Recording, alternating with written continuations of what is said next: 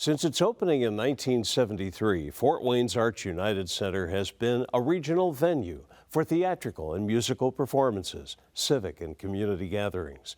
For more than 50 years, the Arts United Center has been the crown jewel of Fort Wayne's Arts campus, embodying the design elements of world-renowned architect Louis Kahn.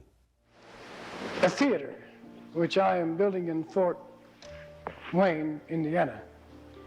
I came to the conclusion that one must distinguish the auditorium and the stage as a violin, a sensitive instrument where one is to hear, that a whisper could be heard without any amplification,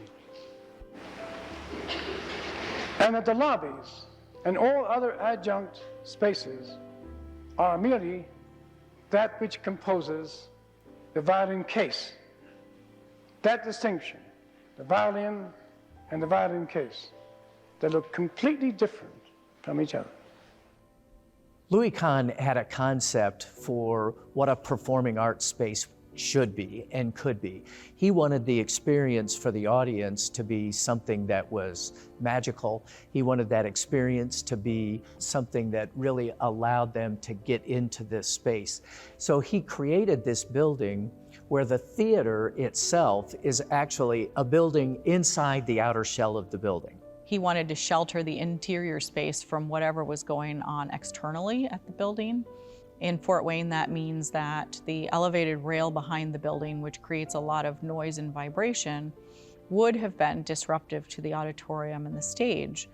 So here, he insulated the auditorium and the stage through what he called a violin inside a violin case.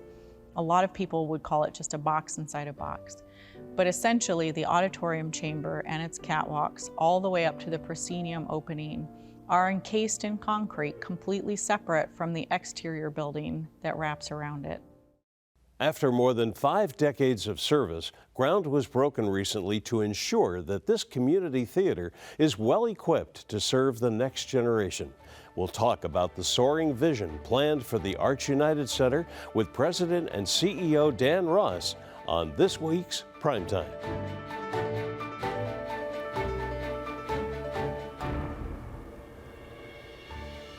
And welcome in. We are glad to have you with us. I'm Bruce Haines, along with Dan Ross, and also from Arts United, Miriam Morgan joins us. You saw her in the documentary segment a moment ago. Vice President of Operations, Chief Operating Officer, Dan, President and CEO. And we'd love to get to know you as well in our time together. If you have a question or comment, you see a phone number there, you can check in with us. Just dial that number and we'll take it from there.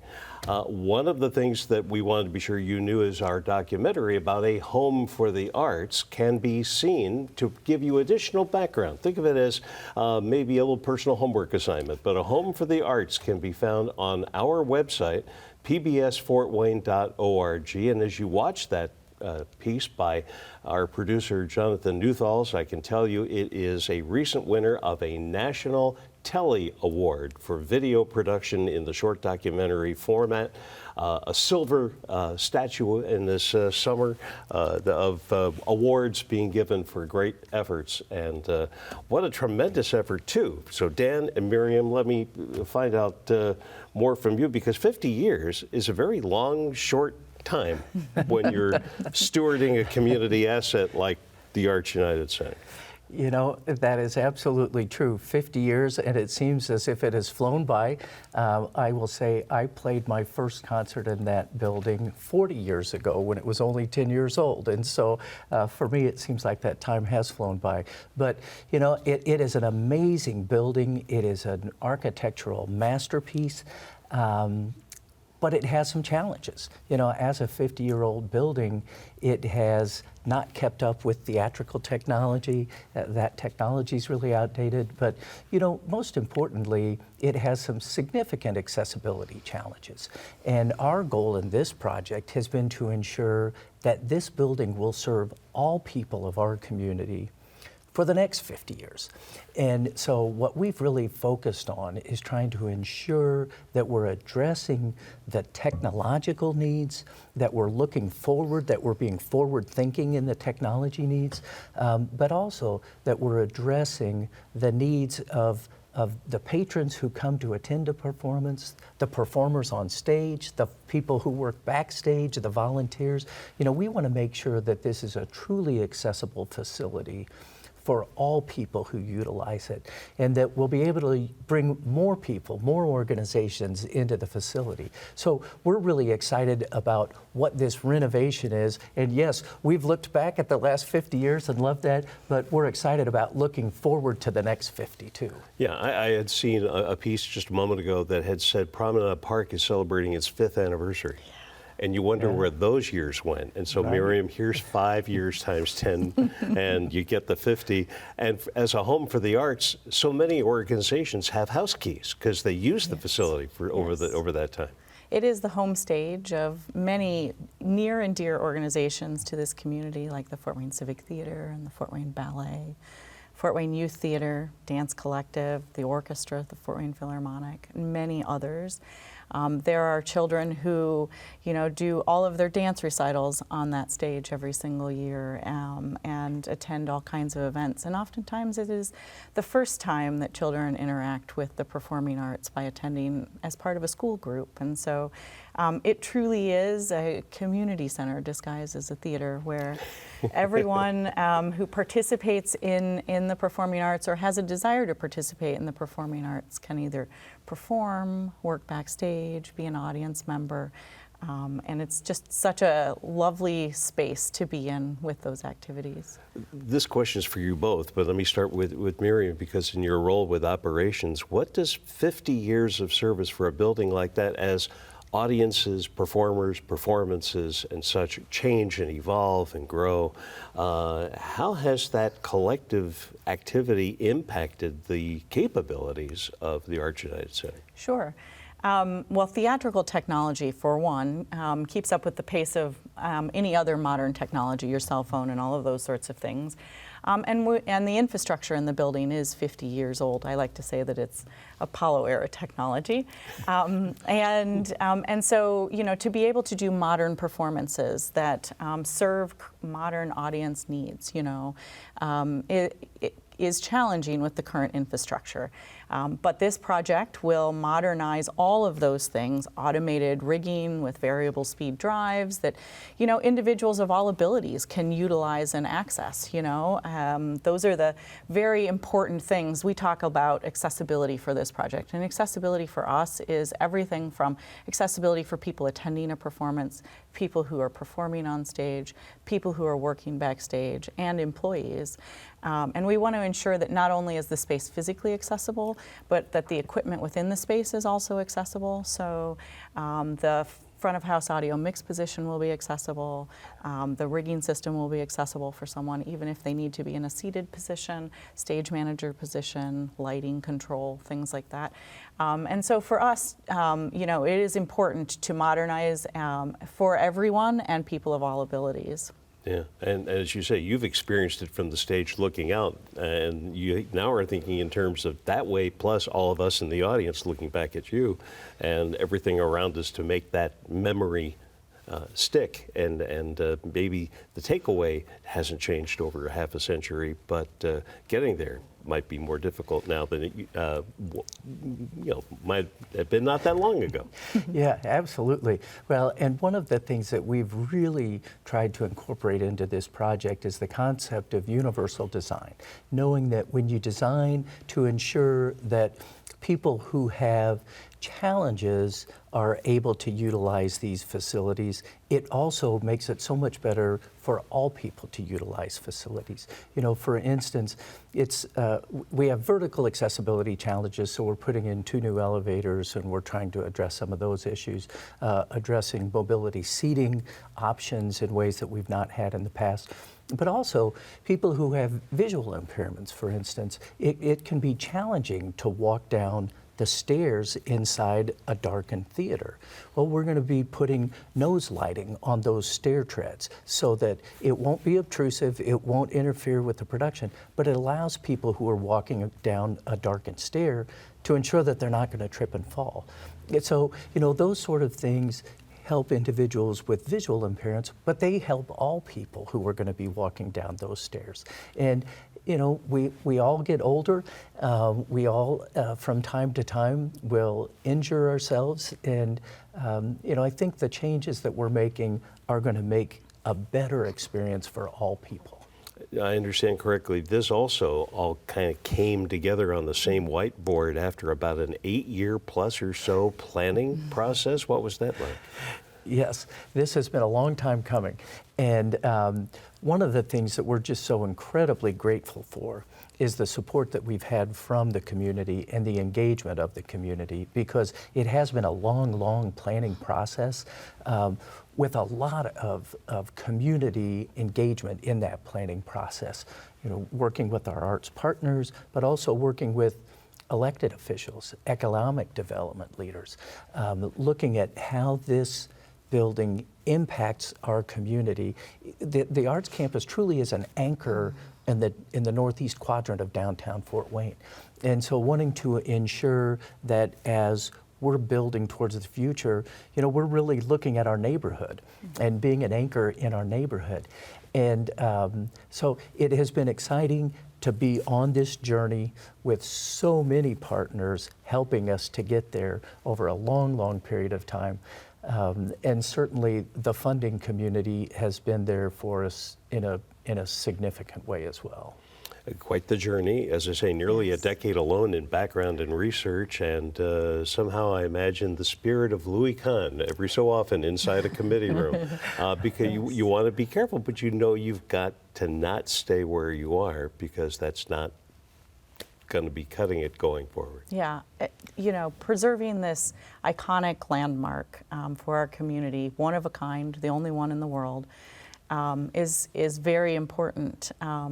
But making sure that it retains its original primary intent, that it is a performing arts theater first and foremost. And in our community, the use of this performing arts theater is, for all individuals to be able to access it, and the marketplace has changed, and the needs of consumers and the public have changed, and it's very important for us to make sure that all of those individuals can participate. And as Dan was saying, we involved a lot of stakeholders during that process, including people from the disabled community. We brought in the Northeast Indiana Disability Advocacy Coalition to make sure that we were not just making decisions on behalf of people, but asking them truly, what are your needs when you come to this space? How can we make this space better for you, a better experience for all? And so I'm just so excited. Yes, a long process, but a long and necessary process. Yeah. And it was a soaring vision in the 60s before its first incarnation. Tell me about the soaring vision now as we head to Arts United Center 2.0.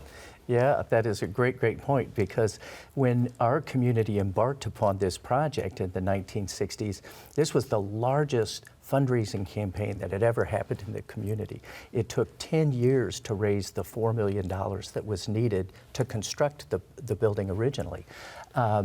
Today, we've embarked on a $40 million campaign, $42 million actually, and we are just thrilled with the support we've had from the community, from both the public sector and the private sector.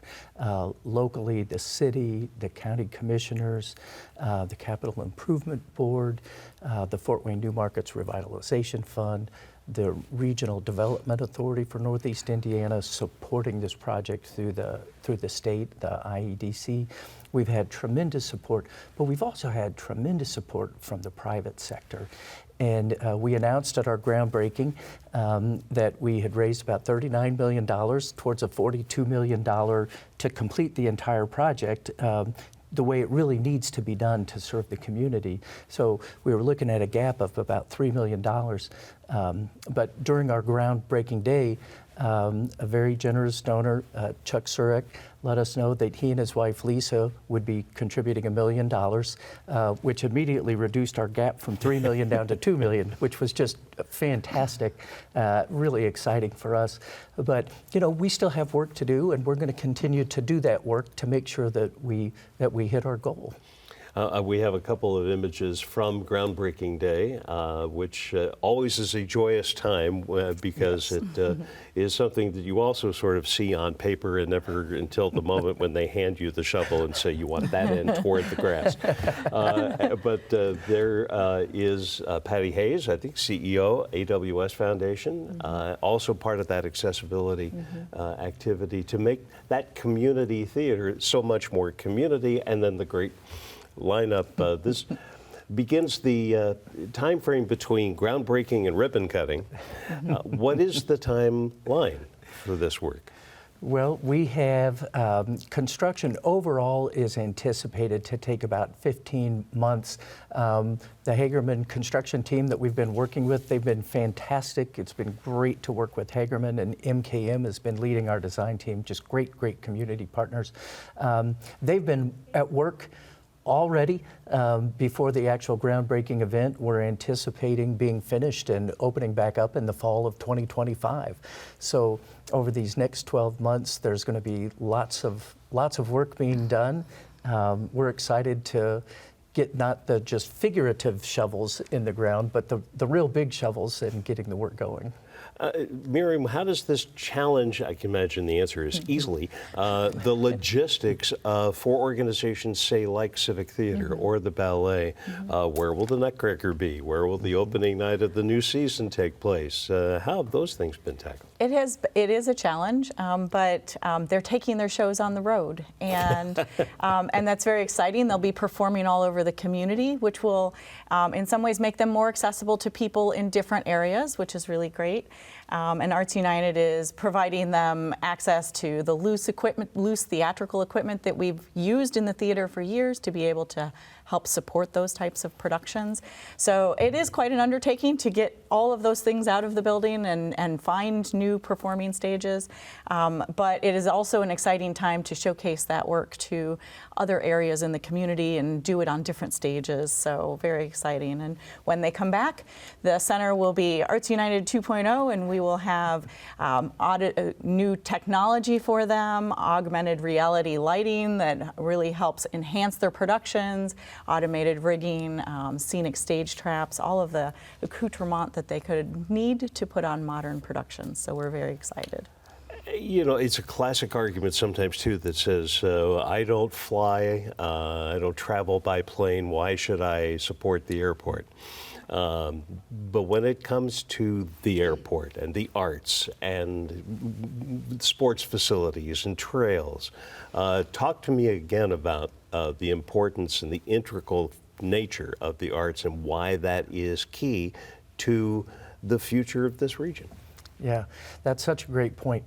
Arts and culture are such a driver of activity in this community. They are an economic driver. We are, as one of our colleagues, one of our supporters had told us, we are not a cost center, we're a revenue center for the community at large. Arts and cultural experiences bring people into this community. They attract the talent that we need, that attracts the businesses that we need. Fort Wayne has been blessed to have an incredibly strong arts and cultural scene for a long time, but it's really been recognized recently in national publications as one of the factors that's driving this community. As you know, Fort Wayne is the fastest growing metropolitan area in the Great Lakes region and has been for several years.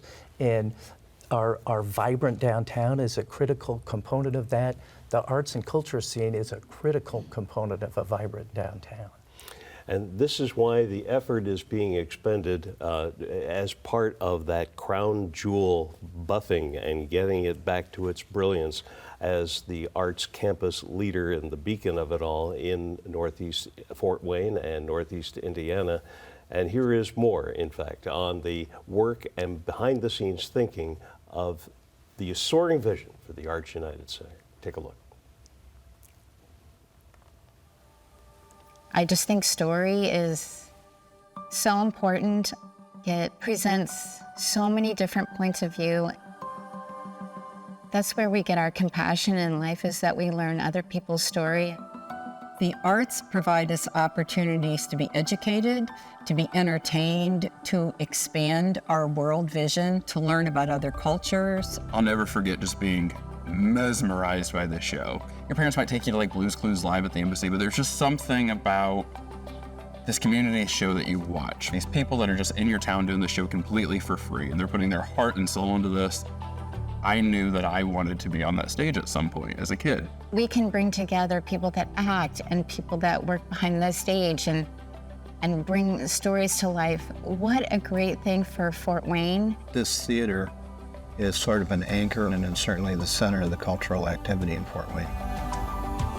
I didn't know where we would fit in 13 years ago, but now I really can't imagine our lives without being a part of Fort Wayne Ballet. We nurture souls, we build self-esteem, we create an environment of teamwork, team building, and solving. It teaches me how to communicate and work together. A thriving arts community is the heartbeat of the community. We give dimension and shape, diversity, and all of those things are critical. I did my first show here when I was 15, just 2 years after the building was built. It was exciting, and the building was brand new. The fact that it was designed by Louis Kahn and people from all over the world have actually come to see this building. What a treasure we have here. It's a great building, but it's a building of its time from 1970. At 50 years of age, it needs some work done on it so that we can go the next 50 years. It's about access, and theater is truly for everyone. Right now, in its current format, people with a physical mobility issue or impairment aren't really able to participate fully. We have had to carry a stage manager who was wheelchaired all the way up those stairs to have access and participate in our shows. We won't have to do that anymore. A lot of people that are able to give their time as a volunteer might be a little bit older or retired or whatever, and we really need a way to be able to get them into the building and maybe not have so many stairs and just, make the bathrooms accessible, all those things. People look at this campaign as a building campaign, a campaign specifically to renovate a building, but it's really an investment in the community and its people. We're going to be very true to Kahn's ideas. We're going to retrofit the light fixtures. We're going to see this building kind of in all of its initial glory. The demands on the industry and the technology now, and part of that renovation, is key to keeping up with today's standards. The technology is pretty outdated. The building was opened 50 years ago and not much has changed in that time. We have a lot of updating to do.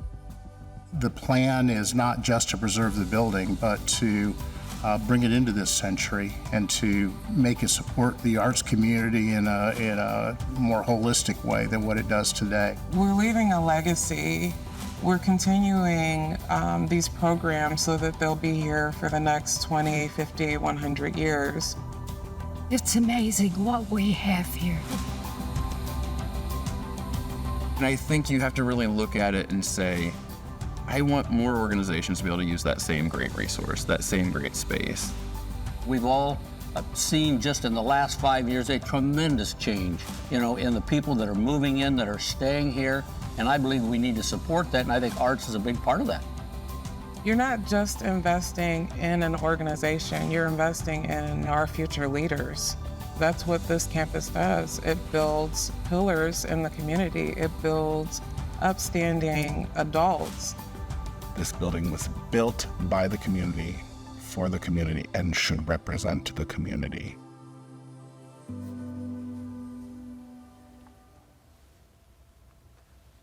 The degrees of separation within this community are so small between those who have experienced being on stage, watching a performance from the audience, from the seating inside the facility.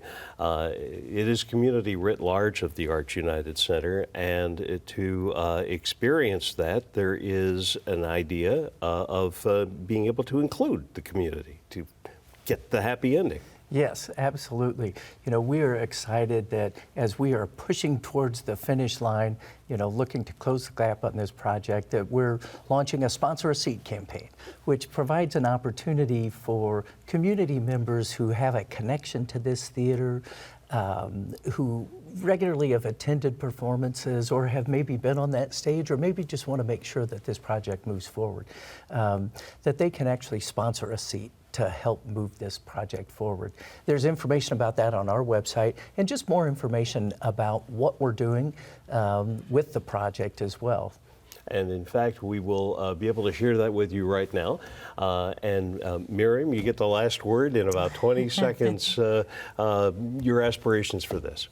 Our theater needs to support world-class theater, the creation of world-class theater by all members in the community, and we are just so thrilled it will be able to do that for the next 50 years. artsunited.org, and there is the phone number, and these have been the folks to know for anything you may want to learn more about regarding the Arts United Center. Miriam Morgan, VP of Operations, and COO Dan Ross, President and CEO of Arts United. Thank you both so much. Thank you for having us. And thank you for having us as well. I'm Bruce Haines for all of us with Primetime. Take care. We'll see you again soon. Good night.